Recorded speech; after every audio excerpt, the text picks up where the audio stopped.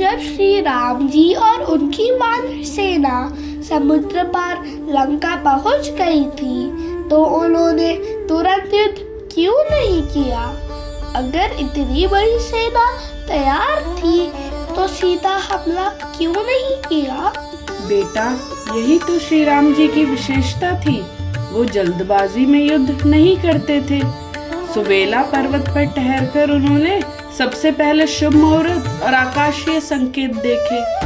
वहां से पूरी लंका नजर आती थी, उसकी ऊंची दीवारें, स्वर्णमयी महल और राक्षसों की पहरेदारी। कहा जाता है इसी सुवेला पर्वत से श्री राम जी ने पहली बार लंका का पूरा दृश्य देखा। उन्होंने हनुमान जी से हर गली, हर किले और पहरेदारी की जानकारी ली। यह था युद्ध से पहले का असली इंटेलिजेंस ब्रीफिंग। जीवन की सबसे बड़ी जंग केवल साहस से नहीं जीती जाती। सही तैयारी, सही समय और सही जानकारी ही असली हथियार है। श्री राम जी की तरह हमें भी हर संघर्ष से पहले रुककर सोचना और रणनीति बनानी चाहिए। तैयारी पूरी हो चुकी थी। अब श्री राम जी ने युद्ध से पहले रावण को आखिरी अवसर देने का निश्चय किया। उन्होंने वानर युवराज अंगद जी को दूत बनाकर लंका भेजा। माँ, क्या अंगद जी सचमुच अकेले ही रावण की सभा पे चले गए थे?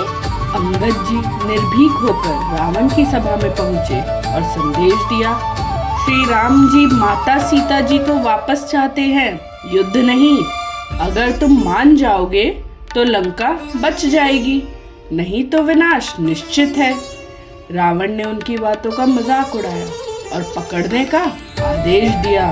तो फिर अंगद जी ने क्या किया? अंगद जी ने सभा के बीच में अपना पैर जमीन पर जमा दिया और कहा, अगर तुम सच में अपनी ताकत पर भरोसा रखते हो तो मेरा पैर हिला कर दिखाओ। अगर कोई इसे हिला दे तो मान लीजिए श्री राम जी युद्ध छोड़ देंगे। यह सुनकर रावण के सेनापति और योद्धा प्रहस्त, निकुंभ सबने कोशिश की पर कोई भी पैर हिला ना सका। यहाँ तक कि रावण ने भी प्रयास किया पर असफल रहा। तब अंगद जी हंसकर बोले, जिसका दूध भी अचल है, सोचो स्वयं श्री राम जी कितने अजय होंगे। यह कहकर वे छलांग लगाकर सभा से बाहर निकल गए। कहा जाता है कि जब योद्धा अंगद जी का पैर हिलाने की पूरी शक्ति से कोशिश कर रहे थे तो धरती तक कांप उठी। इसी झटके से रावण की सभा की दीवारें भी डोल गईं। यह दृश्य मानो लंका की नींव हिलने का संकेत था। जब इंसान धर्म और सत्य पर डट जाता है तो उसे कोई शक्ति नहीं डगा सकती। जैसे अंगद जी ने अचल खड़े होकर रावण की सभा को हिला दिया, वैसे ही हमें भी अपने मूल्यों पर दृढ़ रहना चाहिए। माँ, जब अंगद जी रावण की सभा से वापस चले गए तो रावण ने क्या किया? अगले ही दिन रावण ने अपने सेनापतियों को युद्ध भूमि में भेजा। सबसे पहले कौन सा सेनापति आया? सबसे पहले धूमाक्ष आया।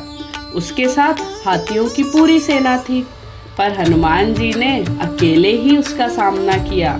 चट्टानों और वृक्षों से मारते हुए हनुमान जी ने धूमाक्ष को रणभूमि में परास्त कर दिया। और फिर वज्रदंष्ट्र आया।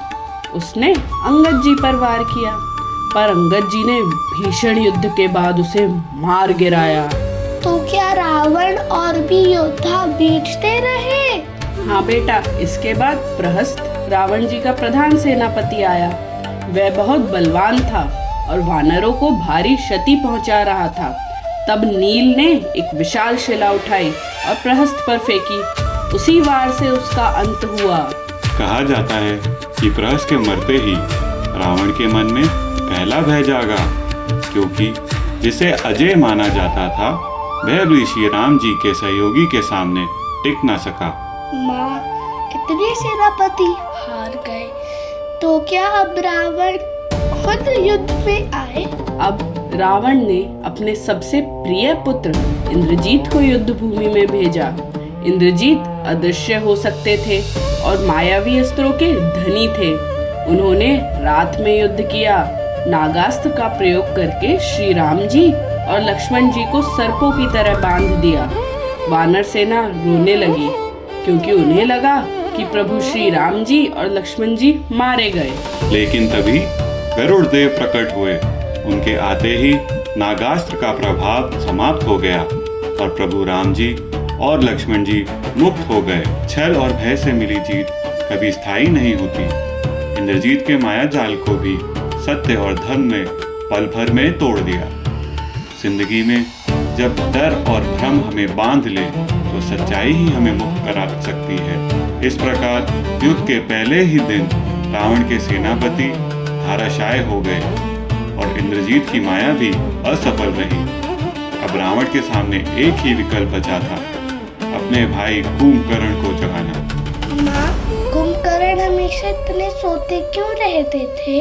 बेटा, कुंभकर्ण ने ब्रह्मा जी से वरदान मांगने के लिए तपस्या की थी, तो वे असल में निद्र यानी नींद से मुक्त होने का वरदान मांगना चाहते थे। लेकिन उसी समय देवी सरस्वती जी ने उनकी वाणी में भ्रम डाल दिया और शब्द निकला निद्रा।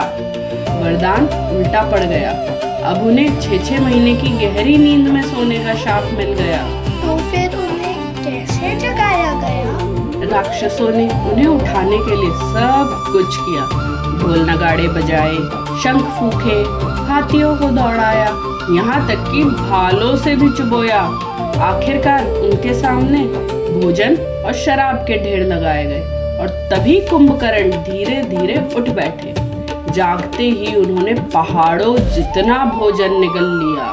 जागने के बाद कुंभकर्ण ने रावण से कहा, सीता जी को वापस कर दो, ये युद्ध विनाशकारी होगा। लेकिन रावण ने उनकी बात ठुकरा दी। भाई के प्रति निष्ठा निभाने के लिए कुंभकर्ण को अंततः रणभूमि में उतरना पड़ा।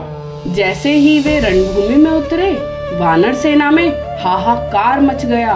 वे वानरों को पकड़कर रौंद देते, वृक्षों और पहाड़ों को हथियार बनाकर फेंकते, यहाँ तक कि उन्होंने सुग्रीव जी को भी घायल कर दिया।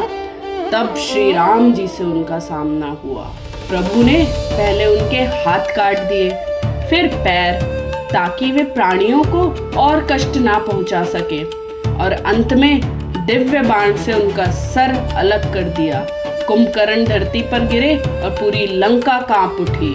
कभी कभी हम जानते हैं कि कोई निर्णय गलत है, फिर भी परिवार या दोस्तों की जिद में उसका साथ देते हैं। जैसे कोई व्यक्ति अपने प्रिय की गलत आदतों या बुरी संगति को देखकर भी चुप रहता है और धीरे धीरे वही आदत उसे भी मुश्किलों में डाल देती है। सच्ची निष्ठा वही है जो हमें सही मार्ग पर डटाए रखे, ना कि अंधेपन में गलत का साथ देने पर मजबूर करे। कुंभकर्ण का पतन रावण के लिए गहरा आघात था, लेकिन रावण ने यहाँ हार नहीं मानी। उन्होंने अब रणभूमि में अपने सबसे प्रबल और मायावी पुत्र इंद्रजीत को भेजा। पर क्या इंद्रजीत की माया इस युद्ध का अंत कर पाएगी? राम जी और लक्ष्मण जी ने कैसे इंद्रजीत का सामना किया? जानिए इसका उत्तर हमारे अगले भाग में।